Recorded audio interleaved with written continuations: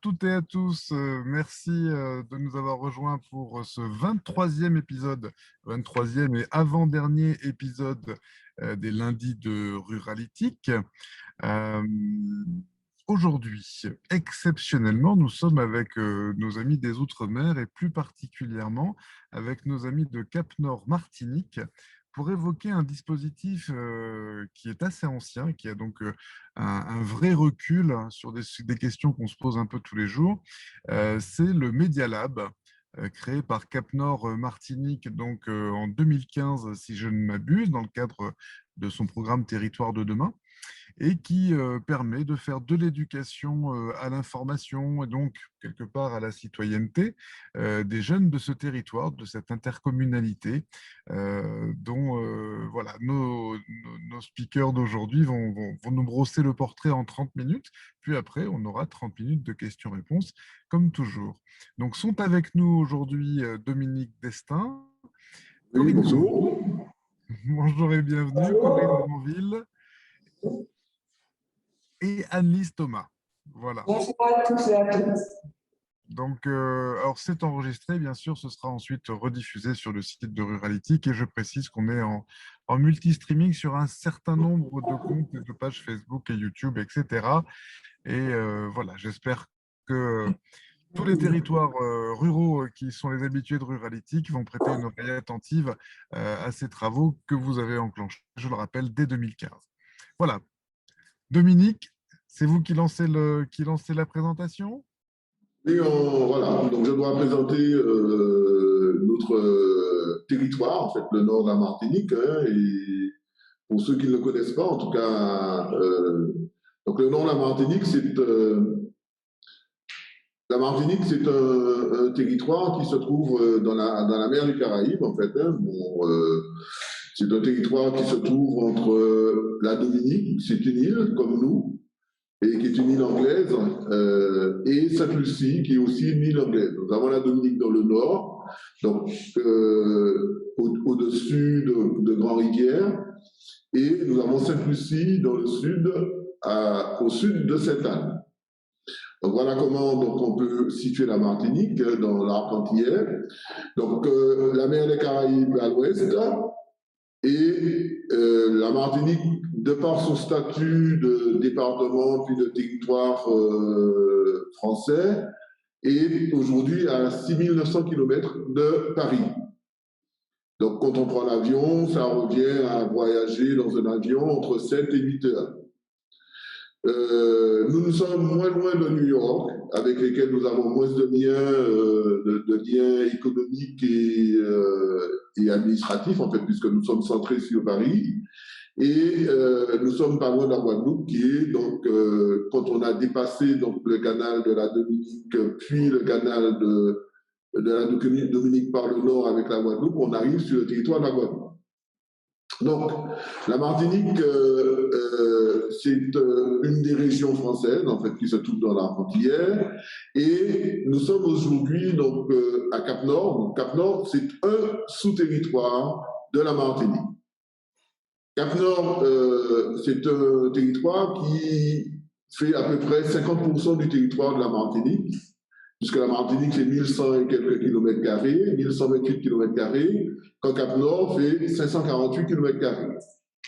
Nous avons une population qui aujourd'hui diminue, comme celle de la Martinique, qui était il y a près de 20 ans à 400 000. Aujourd'hui, nous sommes autour de 368 783 personnes en Martinique. Et à Cap-Nord, nous sommes passés en 2000 de 105 ou 108 000 personnes à moins de 100 000 en 2018. Donc avec une population qui est une population vieillissante.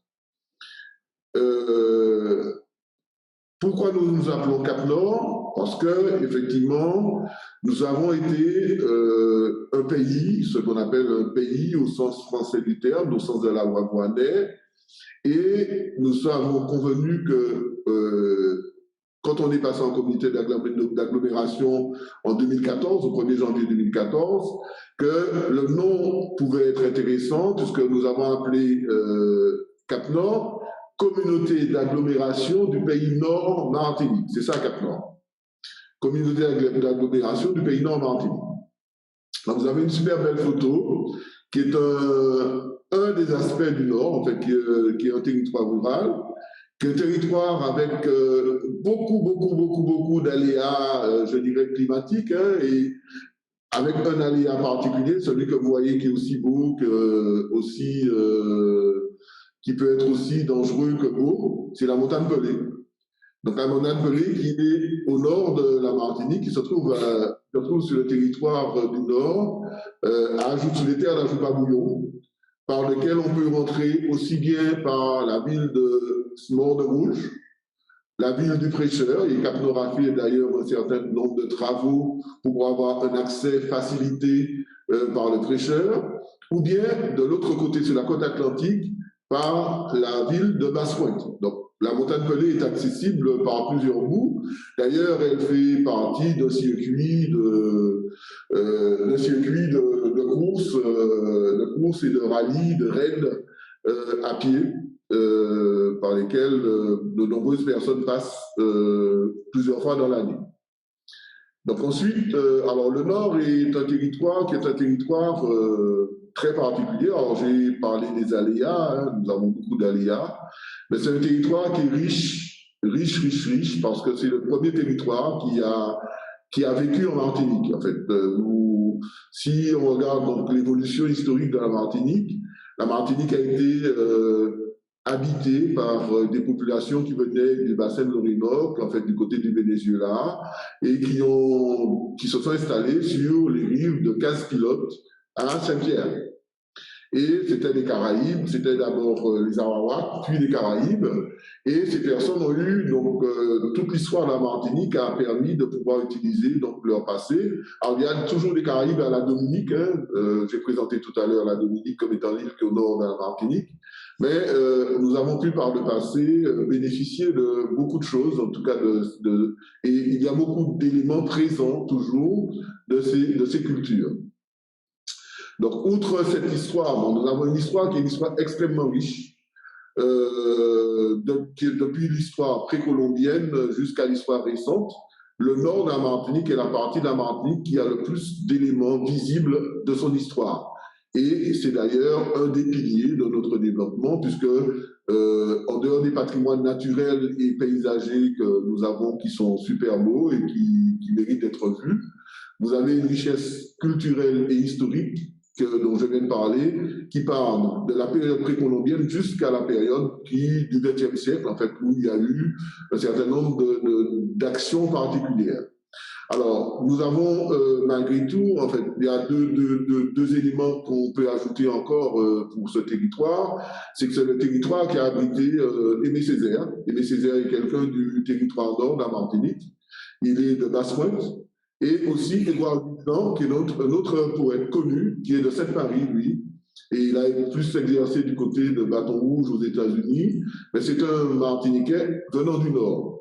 Et puis, on a une autre personne en termes de richesse patrimoniale qui est aussi importante, qui est très moins connue, mais qui est connue dans le milieu médical, qui est le docteur Morestin, qui est aussi de Basse-Pointe, qui a eu l'occasion de travailler lors de la Première Guerre mondiale sur les gueules cassées.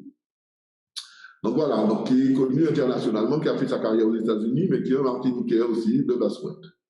Donc voilà, nous avons quand même, donc, après avoir bossé le territoire donc, sur sa partie sympa, il y a aussi une autre partie qu'il faut voir, que c'est un territoire qui vieillit, avec une population vieillissante, je l'ai dit tout à l'heure, qui est en perte de population, parce qu'il y a un problème de renouvellement de population. Alors, avec ce problème de renouvellement, c'est un problème de vitalité économique aussi, qui fait que nous avons sur ce territoire une population de bénéficiaires du revenu de l'ancien RMI, en fait, du revenu social qui est important. Nous avons aussi des familles monoparentales et plus des personnes qui ne sont plus beaucoup jeunes, puisque la population de 40 ans est peut-être de 40 à 65 ans est peut-être la plus importante aujourd'hui sur le territoire du Nord. Donc nous avons un parc de logement un peu diversifié, et puis donc tout à l'heure, comme je parlais de vitalité économique, Donc ça se répercute sur un emploi qui est un emploi fortement orienté sur les emplois agricoles et qui mérite effectivement d'être diversifié pour qu'on puisse arriver à une politique intéressante, à en marier ces politiques d'emploi avec la biodiversité que nous avons, qui est extrêmement riche sur le territoire du Nord, marier cela avec les questions d'histoire et de tourisme aussi, qui sont des éléments importants. Mais ce sont des éléments dont il faut tenir compte. Et aujourd'hui, le passage à ruralité, en fait, bon, nous ne sommes pas tellement différents de beaucoup de régions de France, en fait, sur les questions de la ruralité, sauf que nous avons un autre élément qui est un élément important qui nous empêche d'avoir accès peut-être à un certain nombre de politiques rurales, c'est une pression d'habitants par kilomètre carré qui est beaucoup plus importante que dans les régions rurales de France. Donc, ce qui nous empêche de rentrer dans des populations rurales où il y a un peu de désert. Donc, trois sous-territoires, en fait, le centre atlantique, avec 4 grosses communes, mais la plus grosse vitalité du territoire se trouve à l'est, en fait, hein, sur la côte atlantique.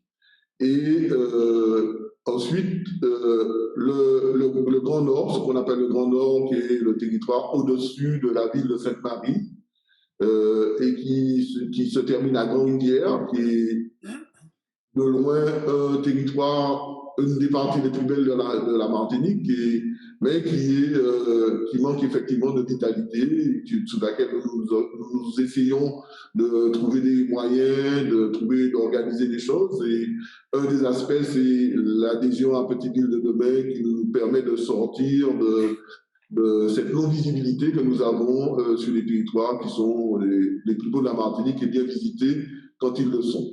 Et puis un troisième territoire qui, lui, est particulier, c'est le territoire Nord-Caraïbe, en fait, hein, qui est un territoire, c'est celui qui a été impacté par la montagne Pelée, qui est un territoire de 8 communes, et qui sont aussi qui est un territoire d'histoire, puisque l'histoire de la Martinique a commencé là, et elle a continué tout le long des communes, en fait, jusqu'à chacune des communes du Nord-Caraïbe, et même en retournant sur la côte atlantique, vous avez une part de l'histoire de la Martinique qui est toujours vivante.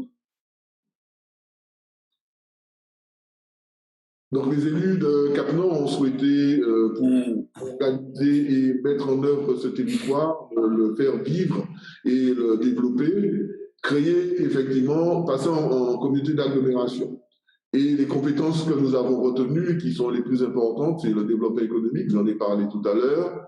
Alors, son corollaire, l'aménagement de l'espace et de l'espace communautaire, avec l'important volet d'aménagement du territoire. Une difficulté de l'habitat, on en a parlé aussi tout à l'heure, donc qui est aujourd'hui un des éléments de la politique de Cap-Nord. La politique de la ville, alors c'est vrai que j'ai dit tout à l'heure, comme nous étions dans le territoire rural, mais je vous ai quand même présenté donc, la partie qui est la partie la plus dynamique, en fait, qui a 2 communes retenues dans les questions de la politique de la ville, c'est le Robert, qui est à l'ouverture du territoire sur la partie atlantique, et Sainte-Marie un peu plus haut. Et puis, gestion des milieux aquatiques, qu'on appelle la GEMAPI, qui est un élément important parce que nous sommes le territoire qui, alors on a coutume de dire que c'est le grenier de la Martinique. Alors, en dehors du fait qu'on est le grenier de la Martinique, on est aussi le puits de la Martinique, puisque les principaux courants aquatiques viennent du nord et il est important de pouvoir gérer ces choses-là et nous sommes en plein dans la GEMAPI sur ces choses-là. Ensuite, nous ne sommes pas donc, les gens du voyage sont partie des compétences de la communauté d'agglo. Nous ne sommes pas très concernés par cette compétence, mais par la dernière compétence qui relève de la collecte et du traitement des déchets, oui, c'est un élément important de Cap-Nord. Alors, autre compétence, puisque en dehors des compétences obligatoires, nous avons retenu dans notre TQ des choses à lancer. C'est la gestion des voies d'intérêt communautaire, donc, puisque ça, c'est important pour pouvoir développer le territoire. L'assainissement des eaux usées, c'est aussi un volet qui est un volet important. Et la distribution d'eau, parce qu'effectivement, donc, comme je disais tout à l'heure, nous avons effectivement de l'eau, une profusion d'eau, mais il y a une difficulté dans la distribution, dans l'égalité de la distribution, et puisque nous distribuons de l'eau pour tout le nord de la Martinique. Donc, le cadre de vie et l'aménagement de la gestion culturelle et patrimoniale, puisque ce sont des éléments qui sont importants pour notre développement. Et puis, les compétences facultatives de Cap-Nord, puisque Cap-Nord, il y a un volet politique, et les politiques, effectivement, dans leur vécu, veulent régler un certain nombre d'éléments. Donc, les questions d'équipement touristique, puisque j'ai parlé aussi du tourisme, la culture, donc on en a parlé aussi, les sentiers pédestres travaillent avec le tourisme, l'élaboration, la mise en œuvre et le suivi de la gestion intégrée de la ressource en eau, ça c'est aussi un élément important. L'élaboration et la mise en œuvre de schémas de déplacement et de transport terrestre maritime. Nous sommes une île et nous sommes bordés sur la côte atlantique avec 13 communes littorales. Donc c'est un élément important qu'on est en train d'essayer de voir, de prendre en compte. Et puis, informatique et technologie, c'est celle qui nous ramène aujourd'hui, qui fait que nous sommes aujourd'hui en lien avec les espaces ruraux de France. Parce que, effectivement, donc, depuis longtemps, donc, Madame Grandville, qui s'est occupée de ça depuis très longtemps, et Madame Thomas, qui est avec elle, travaille à tout ce qui est informatique et technologie d'information et de la communication pour permettre au Nord d'être un territoire visible et présentant les atouts, présentant les éléments et permettant aux personnalités du Nord et aux personnes du Nord d'être aussi dans la modernité et en lien avec le reste du monde. Voilà. Donc nous sommes maintenant dans cet enjeu qui est la transformation numérique. Et je vais laisser la parole à mes collègues, puisqu'elles ont plus de choses à dire que moi à ce sujet. Merci Dominique pour cette excellente présentation. Madame Grandville, je pense que c'est à vous. Oui, alors, avant de rentrer dans le vif du Media Lab, on va voir dans quelle optique toute cette transformation numérique arrive. En fait, vous comprenez que le numérique est un fort enjeu pour le développement du territoire. Donc, rapidement, nous avons démarré toute l'informatisation au niveau des communes. Et de 2014 à 2020, c'est toute une stratégie de développement qui s'est mise en place avec 4 objectifs stratégiques. Donc, il faut forcément, pour arriver à créer ce développement, il faut d'abord développer la culture du numérique, de manière à ce que le numérique ne soit plus un frein pour certains, penser à tous les publics. Et donc, forcément, on va devoir créer, et on crée des usages et des services numériques au niveau de tous les publics. On va utiliser le numérique également comme support de développement économique de manière à contribuer à l'économie, à contribuer au développement des entreprises aussi au sein du territoire. Et puis, donc, forcément, on va continuer à informatiser les administrations, que sont les communes, de manière à parfaire leur gestion et être un service public connecté. Donc, dans ce contexte, au sein du projet de territoire de Cap-Nord, il y a un projet de mandature numérique, donc pour contribuer à l'accès au numérique, mais justement développer cette pratique du numérique au sein de tous les services, au sein de tous les publics, comme je disais tout à l'heure. Donc, c'est fort de ce contexte qu'on a pris en compte les enjeux du territoire et l'idée est de donc dynamiser ce territoire, faire de lui une terre d'expérimentation et d'innovation, et ça a commencé depuis quelques années avec des expérimentations européennes également. On a participé au projet Rural Weeks pour faire arriver le haut débit très haut débit dans une zone où jusqu'à maintenant on a encore des difficultés pour le haut débit. Travailler aussi avec les entreprises, on a suivi avec le projet Rural Inclusion de manière à ce que les entreprises puissent bénéficier des atouts avec des institutions et les administrations. Donc voilà deux grands exemples. Voilà. Donc la réponse à ces enjeux réside dans le projet Innov Martinique. Innov Martinique qui prend donc toutes les composantes du territoire, à savoir les communes, les municipalités, les habitants et également les entreprises. Donc, il s'agit d'optimiser la gestion des entreprises, faire des administrations, faire de ces communes, des services publics en termes d'administration électronique. Donc, on parle tout le temps d'administration. On va faciliter la vie quotidienne des citoyens grâce au numérique, en leur apportant, bien sûr, tout ce qui est usage des nouveaux services. On verra comment on va contribuer au développement économique. On a créé une pépinière d'entreprises connectées, et c'était d'ailleurs la première de France qui était connectée. On a 3 sites au niveau des 3 bassins, vous avez découvert tout à l'heure avec le dessin. Donc, sur 3 communes du Nord, une dans chaque bassin. Donc, et ensuite, on va forcément développer la culture du numérique, on avait déjà. Donc, ce développement numérique passe par un devoir d'inclusion numérique, puisque dans nos projets, c'est un fort aspect. Et d'ailleurs, Cap-Nord est labellisé TANI, donc Territoire d'action pour un numérique inclusif, dans la promotion 2020. Donc ici, on voit comment l'inclusion numérique est forte pour sensibiliser les citoyens à de nouveaux usages et même les élus. Là, nous voyons notre président de commission TIC, qui est M. Salibert, qui ne pouvait pas nous accompagner aujourd'hui. Et nous avons participé également à des actions favorisant l'appropriation des outils numériques auprès des jeunes. En bas, à gauche, vous voyez un atelier super codeur avec des jeunes de 9 à 13 ans que nous avons réalisé. Et on pense bien sûr aux personnes âgées également.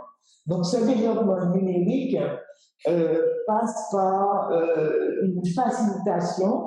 Cap-Nord veut accélérer le numérique pour répondre aux problématiques du territoire et a choisi de justement mettre en place un écosystème numérique fort des enjeux qui comprend le développement en termes de réalité virtuelle, notamment par rapport au tourisme, à la culture, on l'a vu tout à l'heure, l'e-santé par rapport au vieillissement et au désert médical,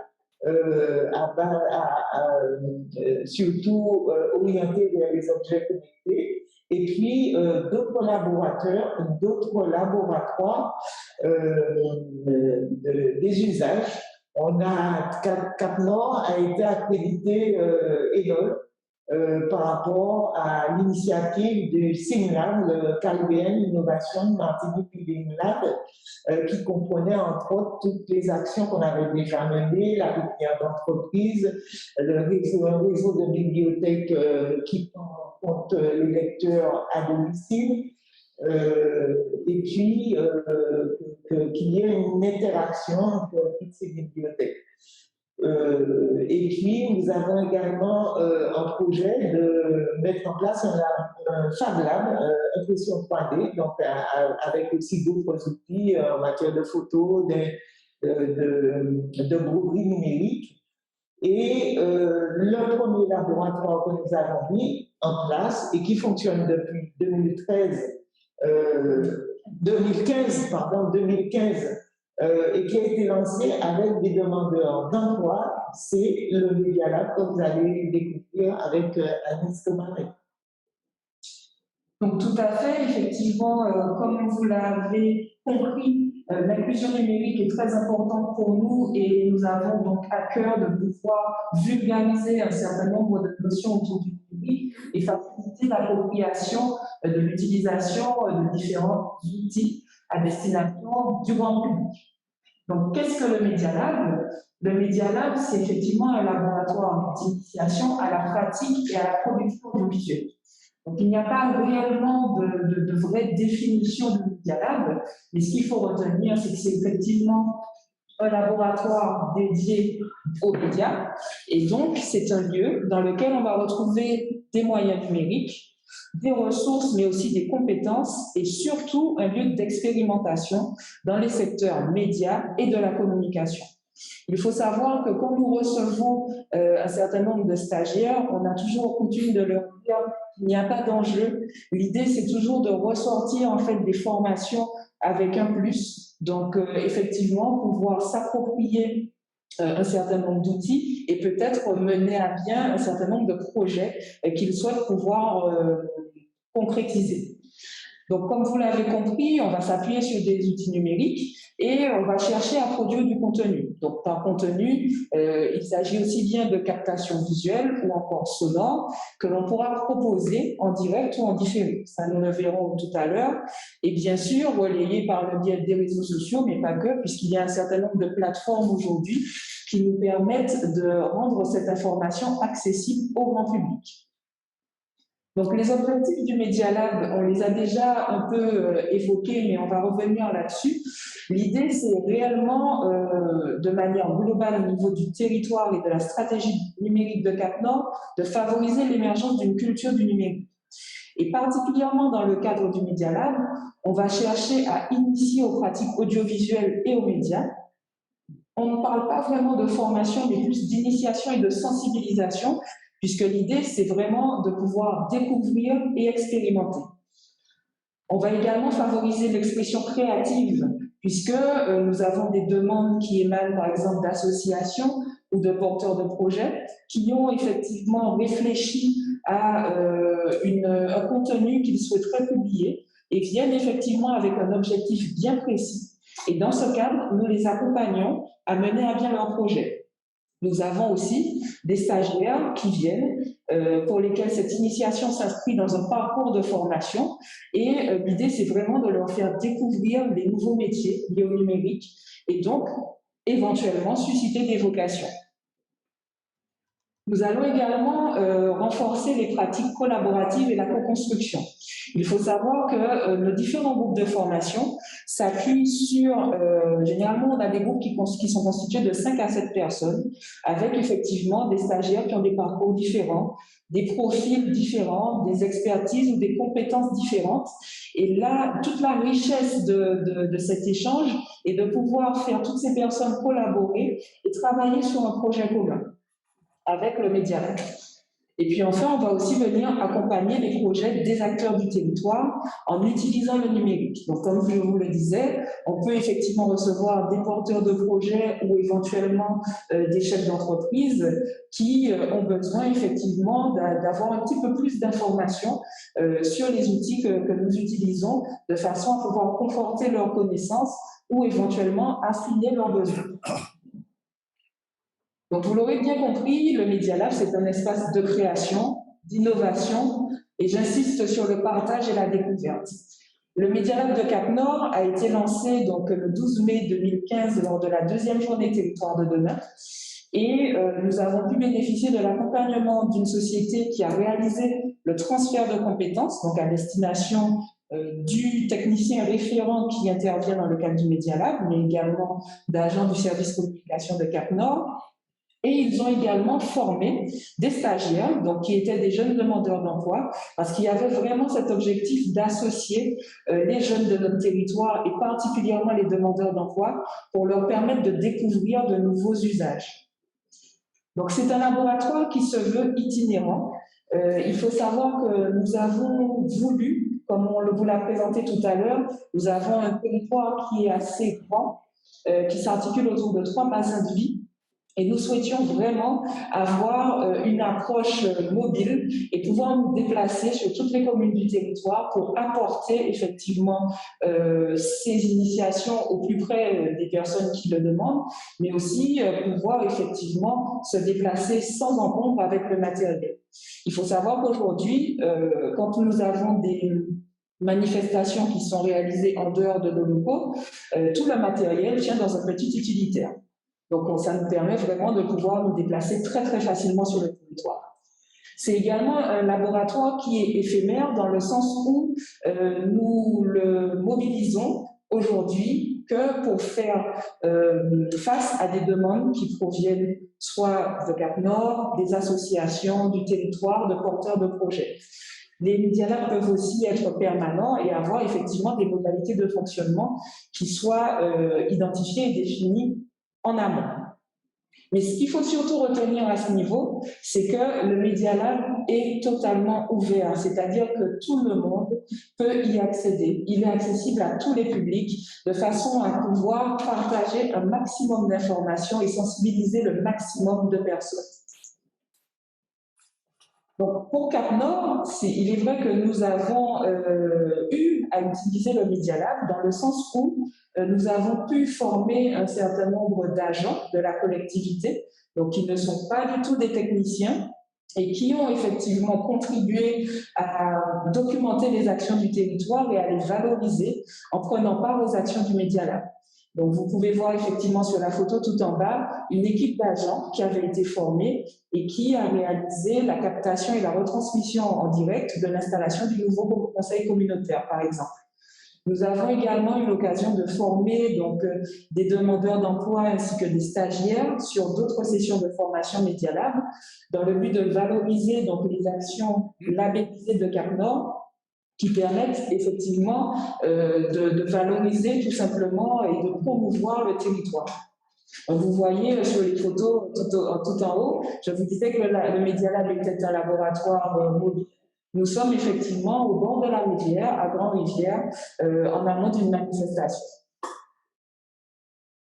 Donc, ce Media Lab nous a également permis d'organiser un certain nombre de tables rondes en amont de manifestations, toujours les actions labellisées. Donc là, vous avez deux exemples, l'un sur la semaine de l'indianité et le second sur la fête du poisson. Donc, vous pouvez voir qu'à chaque fois, nous changeons de cadre et nous avons organisé ces tables rondes en mobilisant des experts à chaque fois autour de la thématique qui est retenue pour pouvoir apporter de l'information au grand public. S'agissant justement du grand public, ce que le Media Lab permet de réaliser, c'est déjà de se familiariser avec les technologies, comme on l'a vu tout à l'heure, et concrétiser des idées et des projets.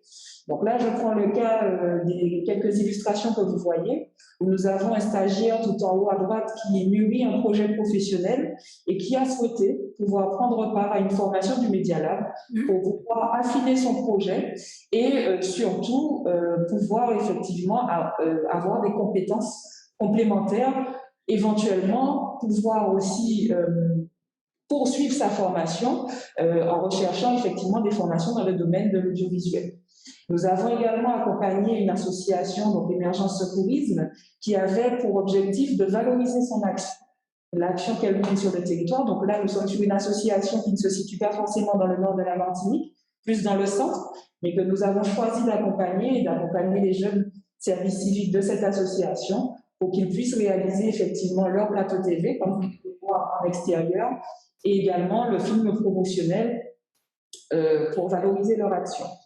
Et puis enfin, vous avez d'autres cas de figure où nous avons accompagné des agents du centre hospitalier universitaire de la Martinique, mais également des entreprises de l'économie sociale et solidaire qui ont effectivement pu utiliser ce dispositif. Donc le Media Lab se compose de plusieurs éléments, bien évidemment dans un premier temps du matériel. Donc il faut savoir que ce matériel a été acquis par Cap Nord en 2015 grâce à une subvention qui nous a été accordée dans le cadre du FEDER et qui nous a permis dans un premier temps de faire l'acquisition de caméras, de micros et d'une régie de production. Au fur et à mesure et aussi en fonction des besoins et des attentes des personnes qui nous sollicitaient, nous avons procédé au renforcement de ce matériel en faisant l'acquisition donc de micro-cravates, d'un web presenter qui permet également de réaliser du streaming et puis des moniteurs, bien sûr, qui permettent de réaliser le suivi durant les captations. Donc, ce matériel est bien évidemment mis à disposition des stagiaires durant la formation et jusqu'à ce jour peut être emprunté pour effectivement finaliser les projets. Bien évidemment, la condition est que ces derniers aient été formés dans un premier temps à l'utilisation du matériel. Comme il s'agit d'un laboratoire, nous avons également tenu à utiliser des logiciels libres, donc totalement gratuits, pour permettre aux stagiaires de poursuivre effectivement leurs travaux à l'issue de la formation sans que cela constitue un coût pour eux. Donc, tous les logiciels que je vous présente, aussi bien Blender, GIMP, OBS ou encore DaVinci Resolve, sont gratuits et permettent de réaliser du montage vidéo, de la retouche photo, de la modélisation 3D, etc. Bien évidemment, on ne peut pas parler de Media Lab sans parler des réseaux sociaux. Donc là, je fais surtout référence à Facebook et Twitter, puisque ce sont les deux réseaux que nous, particulièrement à Cap-Nord, nous utilisons. Mais bien évidemment, nous pouvons nous adapter en fonction des besoins des stagiaires pour leur permettre aussi de diffuser l'information de manière instantanée en s'appuyant sur les réseaux sociaux. Et puis enfin, on s'appuie également sur les plateformes de diffusion grand public.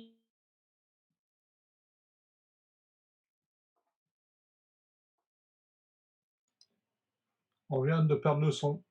Allô? Oui. Oui, on a perdu le son quelques secondes. Vous m'entendez? Maintenant, oui. D'accord, très bien. Je poursuis. Et puis pour finir, bien sûr, des ressources humaines. Alors, excusez-moi, il y a une petite coquille sur cette diapo. Il faut savoir effectivement qu'aujourd'hui, le Media Lab s'appuie sur une équipe de techniciens de Cap-Nord, donc 3 techniciens, dont un donc, que vous voyez sur la photo, qui est le technicien référent et animateur du Media Lab, M. Frédéric Lenormand, qui dispense toutes les formations, maîtrise effectivement tous les logiciels et accompagne les stagiaires en fonction de leurs besoins. Il est également accompagné de 2 autres techniciens, Michel Villette et Olivier Louisin, qui effectivement l'accompagnent en cas d'indisponibilité ou sur des actions particulières.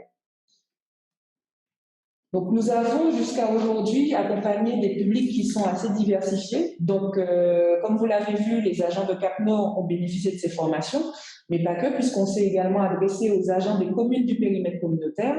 Nous avons eu l'occasion de former des membres d'associations, des demandeurs d'emploi, des jeunes en service civique, mais également des porteurs de projets et des chefs d'entreprise.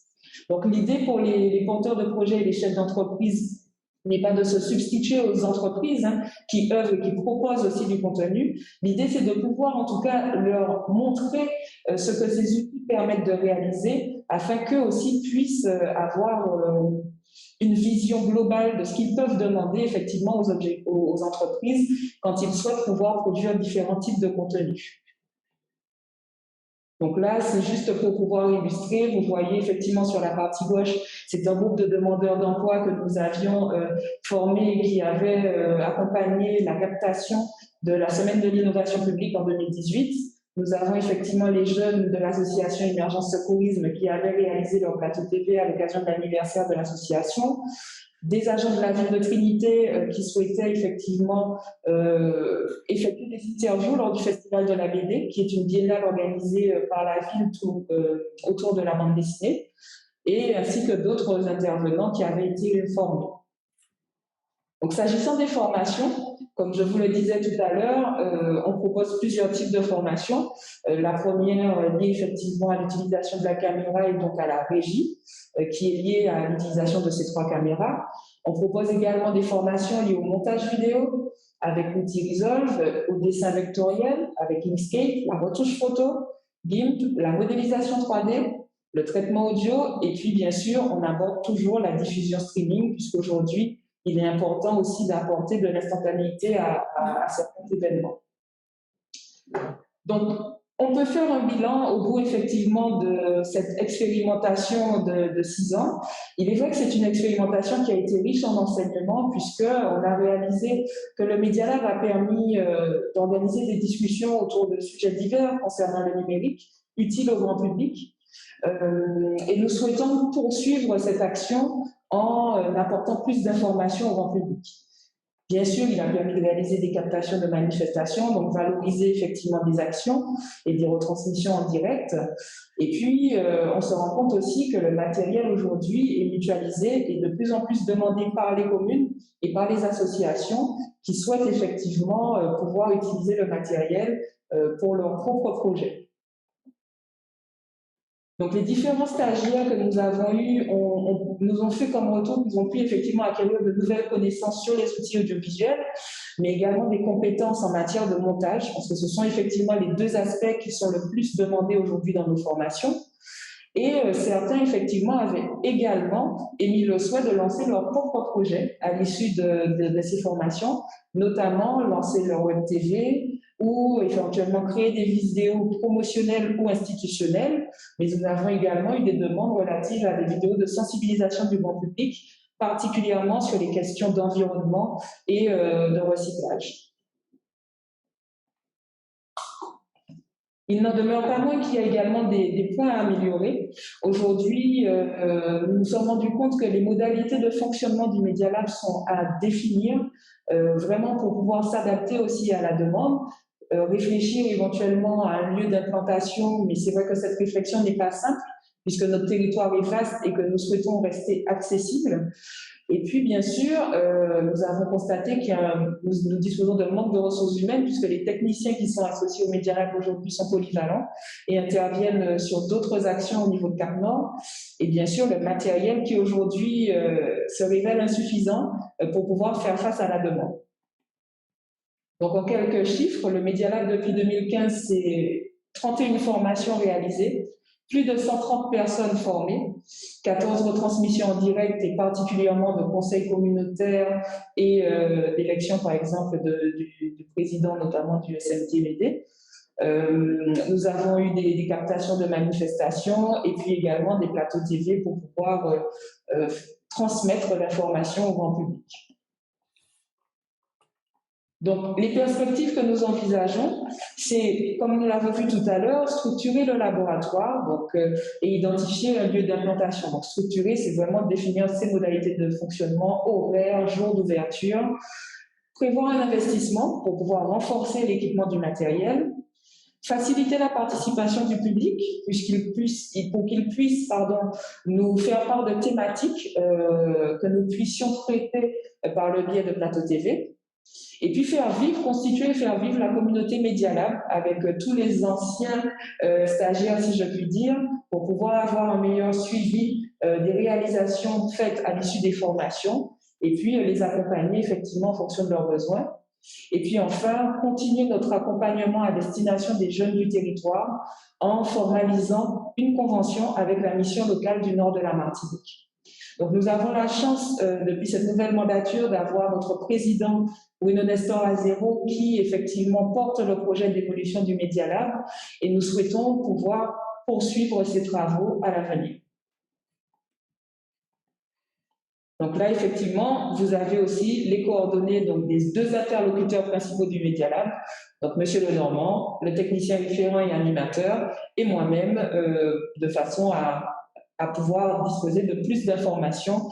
Si vous le souhaitez, nous nous tenons à votre entière disposition. Nous avons été un petit peu plus long que prévu et je m'en excuse, mais il y avait beaucoup de choses à dire. Et donc maintenant, nous nous tenons à votre entière disposition pour les questions-réponses. Merci beaucoup, merci pour cet exposé. Effectivement, au-delà de ce que je savais du projet, ça va beaucoup plus loin puisque c'est aussi une initiation, c'est vraiment une démarche d'inclusion numérique autour de solutions logicielles, autour de création en ligne.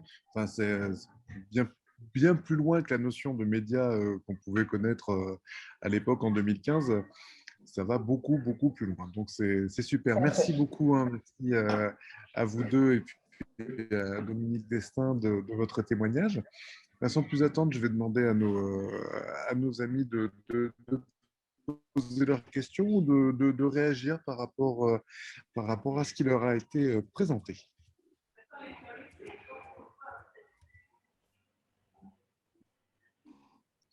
J'avais une question au rebond par rapport à ce que Jean-Marc a contribué en début de séance dans le chat. Est-ce qu'aujourd'hui, vous êtes sur des dispositifs, les nouveaux dispositifs numériques éducatifs, numériques inclusifs? Vous savez, ça a été lancé le 4 juin. Et puis la deuxième chose, est-ce que vous avez mobilisé le dispositif des conseillers au numérique? Alors, oui, effectivement, donc on s'intéresse particulièrement à toutes les questions relatives à l'inclusion numérique et nous avons déjà eu l'occasion d'échanger avec des intervenants qui œuvrent dans la EdTech.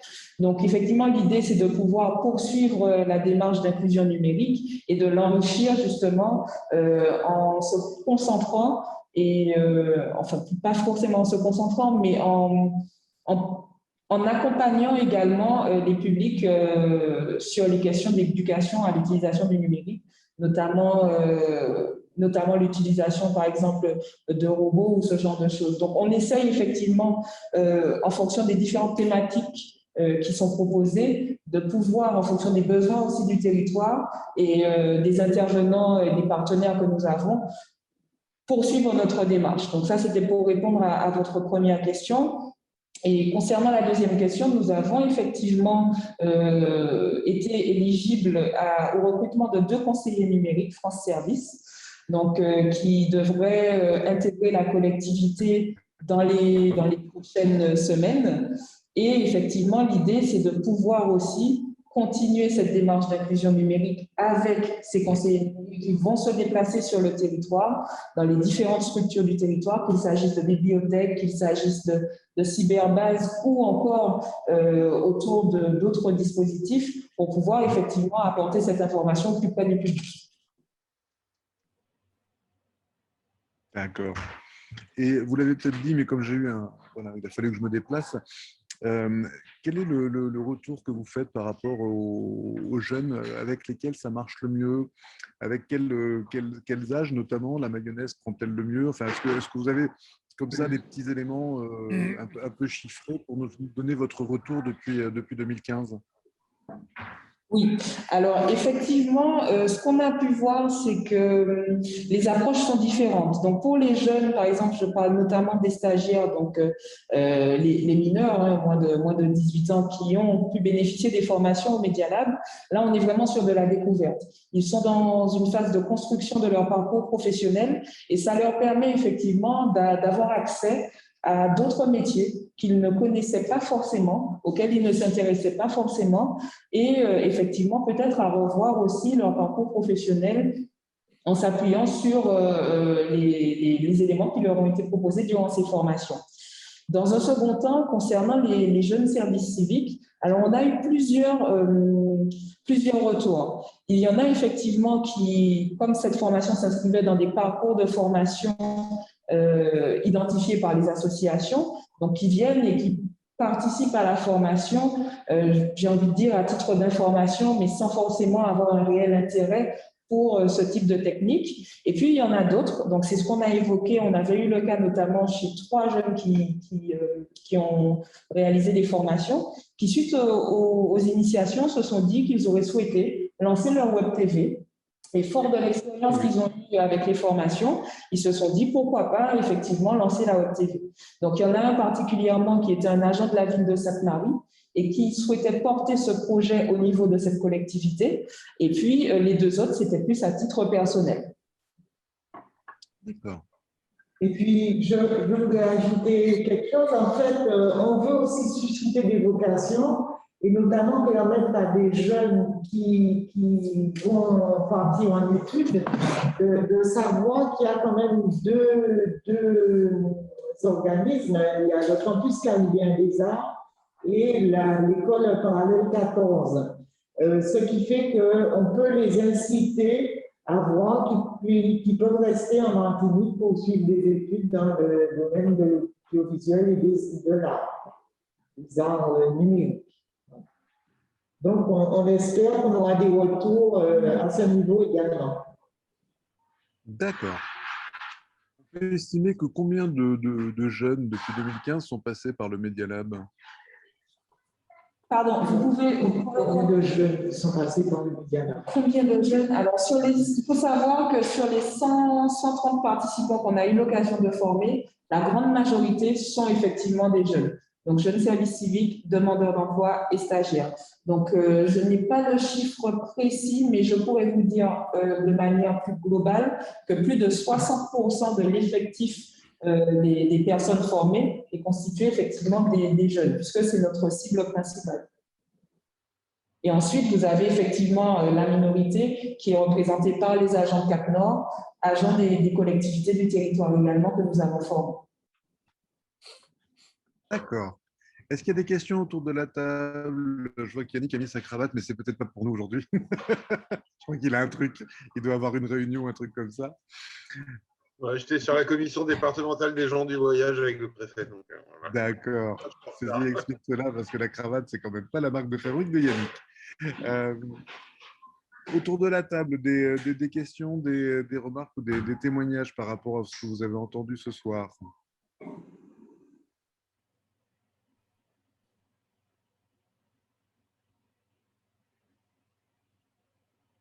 Non, visiblement, c'était limpide. C'était très complet et à la limite, les questions que je voulais poser, c'est les deux premières que tu as posées. Donc, je voulais demander à nos amis de Cap Nord Martinique, est-ce qu'il y a des projets de campus connectés? Est-ce qu'il y a des campus connectés labellisés sur votre territoire ou sur l'île? À ma connaissance. Labellisé, non, mais on a quand même Superinfo aussi sur la Martinique. Mais labellisé à ce niveau, non. Et puis, on a quand même aussi un lycée, puisque le lycée de Bellefontaine, qui se trouve dans le nord aussi, qui travaille aussi sur les arts numériques et tout ce qui est design numérique, ils évoluent dans ces études-là.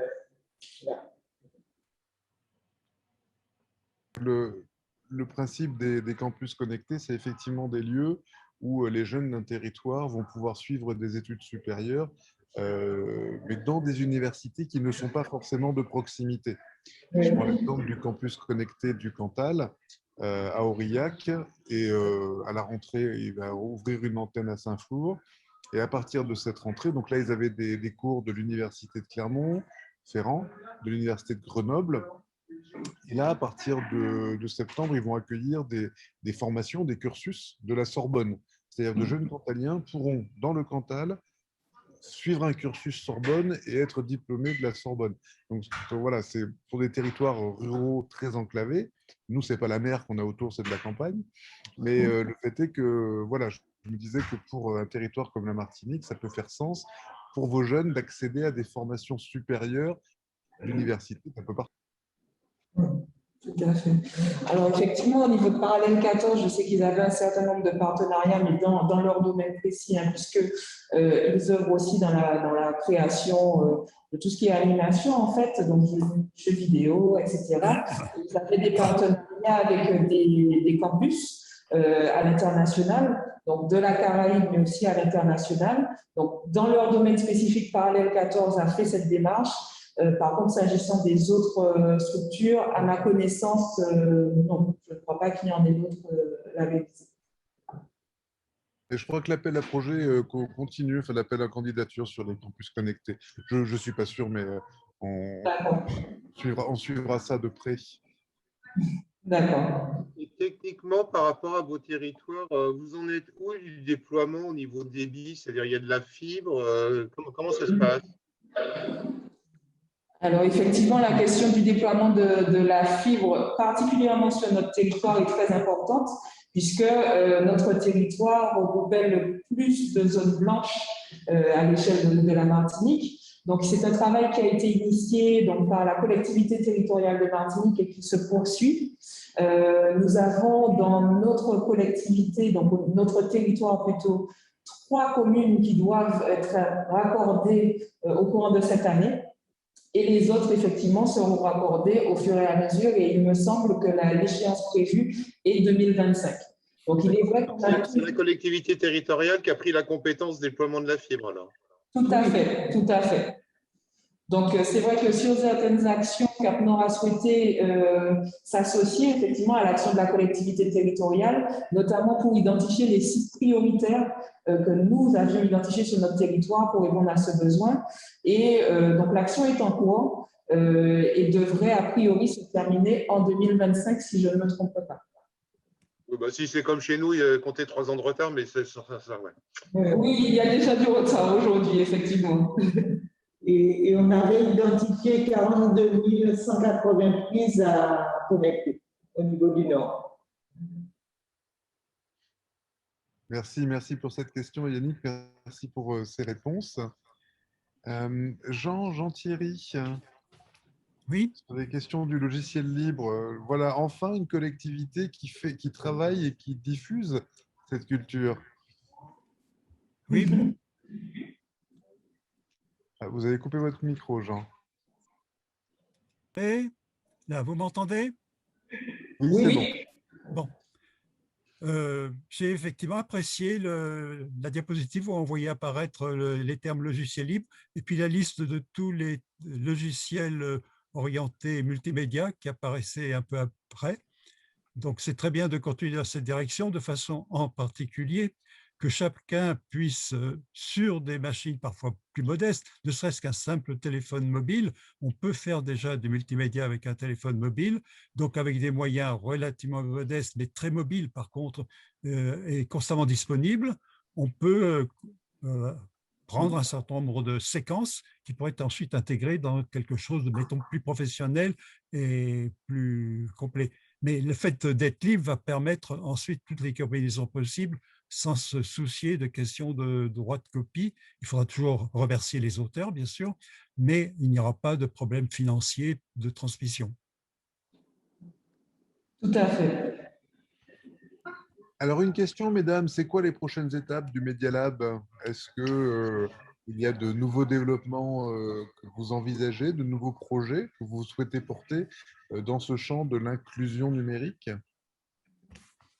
Alors effectivement, la question du Media Lab et de son évolution, j'ai envie de dire que c'est une question qui nous anime au quotidien.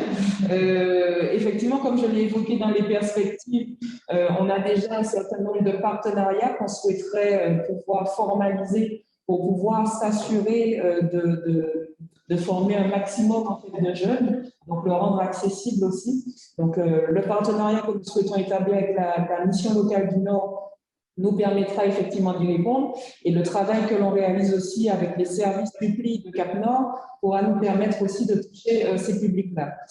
Techniquement parlant, on a aussi la volonté de renforcer les équipements, puisque aujourd'hui, on a acheté du matériel en 2015. Bon, on a acheté d'autres équipements entre-temps, mais il est vrai que ça évolue très, très vite.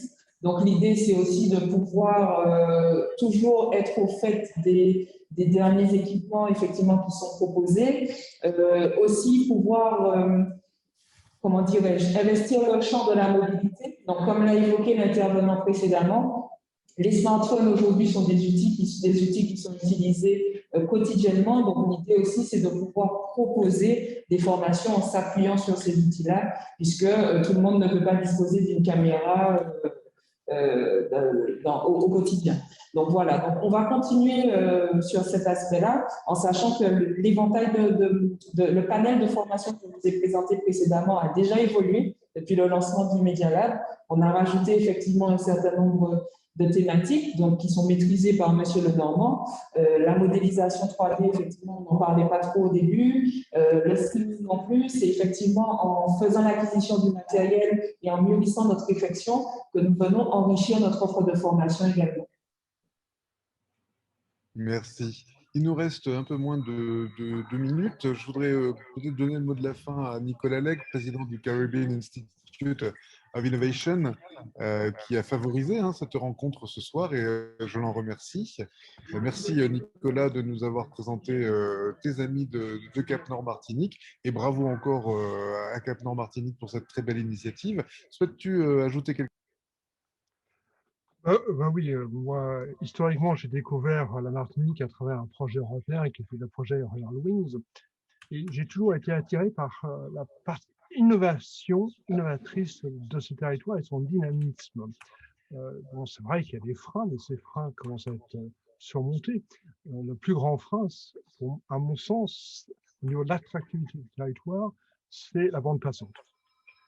Si vous arrivez à mettre en place rapidement, et c'est très compliqué, je connais bien les freins, la fibre, ça va vous donner un dynamisme, une capacité d'échange incroyable. Et je pense que ça, c'est un des éléments. Bravo à vous, parce que je suis vraiment impressionné par tout ce que vous avez réussi à faire dans des conditions qui ne sont pas toujours très faciles. Vraiment, bravo, et puis continuez. J'ai hâte de revenir en Martinique, vous voir et parler d'autres choses avec Sébastien. Merci beaucoup.